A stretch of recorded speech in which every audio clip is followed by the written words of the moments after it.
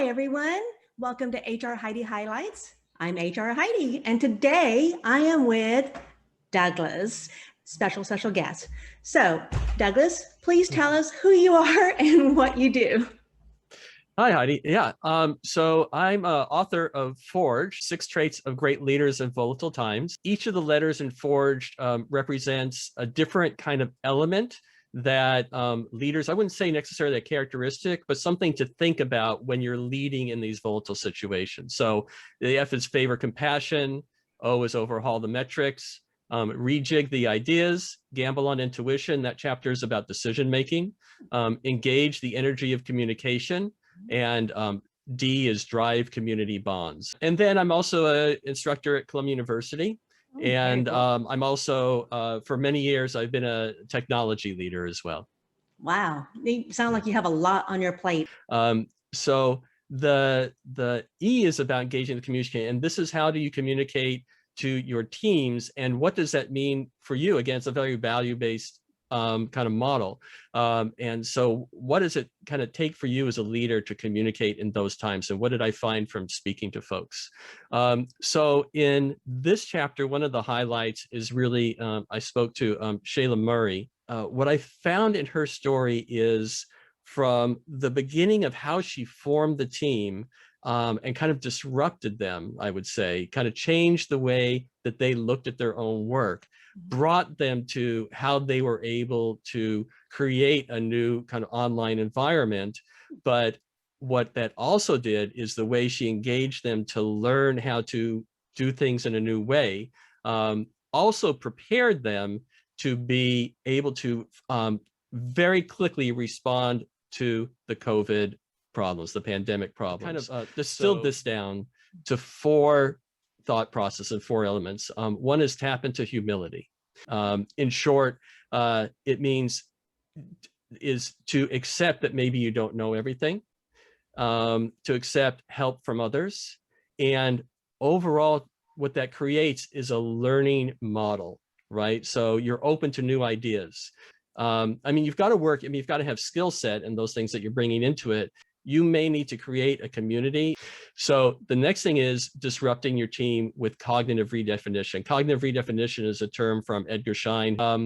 The idea there is that you create, you disrupt them by allowing them to find answers. So I think also in the language of organizational learning, you would say, like, she created a learning environment where they could experiment and find on their own, but you have to create an environment where people can try and maybe fail and kind of move forward so that they feel free to try these new things and investigate. So what did that do? When she created that environment, no one knew the pandemic was coming, but when it did, she had a team that could move very quickly and discover new ways. Okay, here's a situation we've never seen, but now we've got a learning mentality. We've been disrupted. We've dealt with cognitive redefinition and finding new ways to view and perceive our work. Boom, they were able to respond very quickly in creating, you know, multiple ways to respond to the community. The thing is, I call it action communication, is you communicate through your actions. So that value of helping people, that value of wanting to engage the community in the neighborhood came out through the actions, as you know, which was even more powerful than just putting up. Kind of speaking toward the research of your book. So how did you do all this? Or how did you find the researcher, find out who to interview? My friend, Fabienne Jacquet, who is also an author in this group run by Eric Koester, the Creative Institute, said, you know, I'm working on this book. Her book's called Venus Genius. And it's through this book writing cohort. And so I got introduced to Eric and spoke to him, and his process and the Creative Institute process is about really going out and finding stories and researching. And so this was a real networking experience because, you know, his process is very quick. I mean, within a couple of weeks, you have to establish who you're going to interview. You have to have reached out to them, and you've really already got to have started your interviews within a few weeks. So what was so fantastic, though, is, you know, I started reaching out to the folks that I knew, because in teaching at Columbia, I'm kind of in touch with some folks. So I reached out to 1 or 2 of them. And from there, it became kind of a hub and spoke model. So they started asking me, you know, who else would you like to talk to?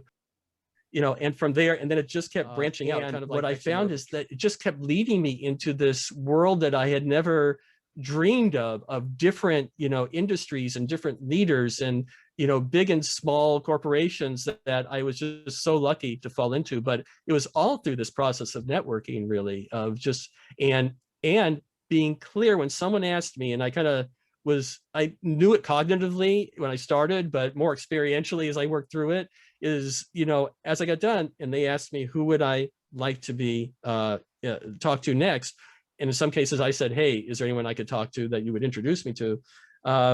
I really had to know, and I started having to know, hey, I really want to talk to this person. So it was a process that really was very organic. So as I started talking to more people, and then I started thinking, oh, now I want to expand into these different areas. So, I mean, just the interviewees were just so helpful and so forthcoming with their stories. It was just a really fantastic process. I love that, it kind of was a broad reaching, and then you had become more intentional in who you actually needed to speak with and research with. So that is a lot of ways how you're supposed to network anyways. Left on the pre-order campaign on Indiegogo. So you would just go to indiegogo.com and just search for F.O.R.G.E.D and Scherer is SCHERER, and my book will come up. Right now we're focusing on finding folks who want to do workshops. So some of the perks are workshops. And so if you when you look through the list of perks and the types of ordering you can do, you'll see that one there. Yeah, but it's coming out in August.